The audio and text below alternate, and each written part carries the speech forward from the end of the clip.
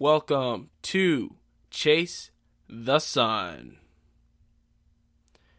And on Chase the Sun today, I would like to talk about the news. And the news is something that you hear an awful lot about. I mean, the news, you hear such and such is happening. And now, not just is the news becoming constantly putting out a bunch of sensational headlines that try to set the tone, try to get you worried, try to make you react emotionally. Now the news is becoming subject to the headlines themselves, which wasn't always the case. So recently, you've heard there's a very scandals with a lot of news organizations, there's a lot of hype, there's a lot of misinformation, there's a lot of stuff out there that really is designed to control what people think, what people tell other people, how we communicate. They're trying to basically tell us how to communicate. So, how do we prevent this as Christians? And how do we stay aware of our world, but also realize that we don't want to be informed or controlled by something other than the Holy Spirit and the Bible? Well, I've come up with a few different points of just things to remember, things to ponder whenever you come in contact with the news. Now, number one tip would definitely be, just avoid the news. I mean, nowadays it's impossible to avoid altogether, but if you feel like that's not your thing, and you feel like God's telling you not to, avoid it when possible, and I'm trying to do that myself now. And the first and most important thing that people need to remember, that I feel annoyed at every single media analyst on TV or whatever, they're like, oh, they're rebelling against the values of journalism. I just want to go up and tell them, dude, they are there to make money. I hate to break it to you guys, but in this country, journalism is not a government-run thing. It's not a civil service. That's the way I put it. They're not civil servants. They're there to make money. Some people might go into like, oh, I'm going to go, tell the truth and change the world. Yes, there are probably people out there that do that, but first and foremost, they are part of the capitalistic machine. They are there to make money. So the stories they pick, the people they hire, the commentators they choose, the shows they run, it's all designed to increase ratings, increase ad revenue, and to get money.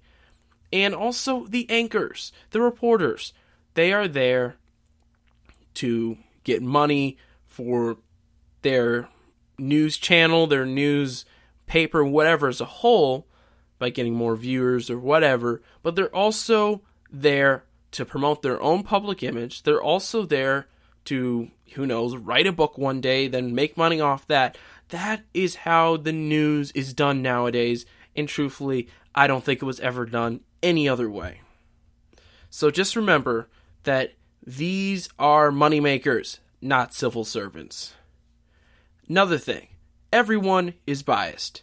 And I actually say this with great pleasure, because I think it's too much. Unbiased news, A, it's boring. B, it's just if you have an unbiased news source, they would have to report every single slightly newsworthy event throughout the whole, wherever they're covering. If it's a local news station, they have to cover almost everything. Some people can do that. But truthfully, I prefer something that just is slightly tilted so they can give me news that's relevant to my interest and my beliefs. And while you remember, just every news thing you watch, assume they're biased. So they could be hiding facts, they could be changing facts, could be twisting facts. So never take any news person's word as gospel. That's just number one. Sometimes you glean some cool facts from a lot of really interesting news people, but everyone's biased, and everyone is going to go the next step to promote their biases. Now, while I was talking about that, one thing I want to remember about bias, the news doesn't determine your beliefs, and this is why my belief is it is completely fine to settle with a news channel that believes what you believe. I know people say it might make you tone deaf, and maybe, but I don't think the news is going to change what you believe. Or the news is not going to tell you, oh wait, maybe the whole time I should have been believing in this, or voted for that person, or been part of this religion. I hate to say this, the news shouldn't be used for that, and doesn't affect that way. It's important that if we want to change someone's mind, or someone wants to change our mind, we talk to them, person to person. That's how it works. The news, the headlines, events is not going to really change many people's minds, especially when we're talking about faith, and we're talking about our values, but also just when you hold fast to Christ, you listen to what Christ says. You don't listen to a news event. A news event's not going to change your mind, and it shouldn't. Definitely should not. And this beliefs thing runs in my last point. No, and I mean none, no newscaster should or will control your life. Jesus controls your life. The Bible is the gospel. And I've heard some preachers say this, that really a lot of the news, a lot of the media is the counsel of the wicked, shall we say. I know that may sound kind of, extreme, but it is really the truth. They're counseling you to do stuff in their way, in their fashion, which typically is pretty wicked. And unless you're having a preacher present you the news, you got to basically say, hey, the news as a whole isn't really the Bible. It's not a preaching service, and you need to be careful. It is a place that could be vulnerable, sending message at you, sometimes subliminally, and sometimes immediately. Those messages coming at you constantly could eventually become pitfalls and traps in your life and lead you to do stuff that Christ does not want you to do. So be careful. When you read or listen to the news or watch the news or whatever, just be wary.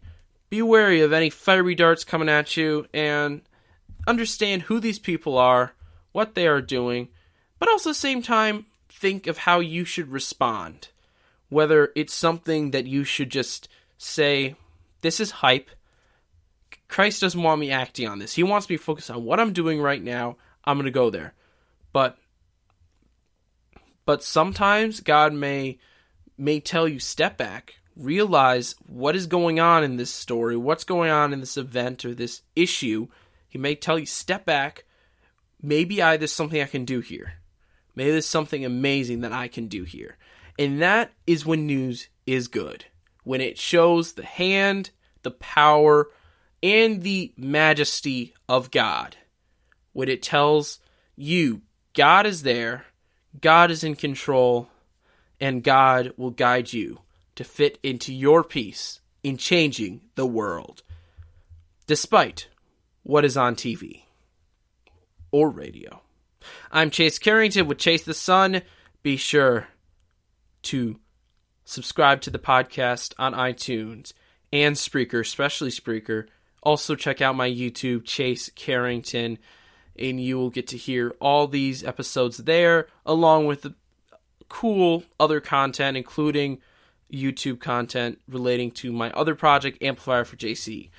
You can check out my website at amplifierforjc.com. You can follow me on Twitter at ChaseTheSun4JC, and you can follow me on Instagram at just ChaseTheSun. I'm Chase Carrington. God bless and change the world. I'm here to chase the truth.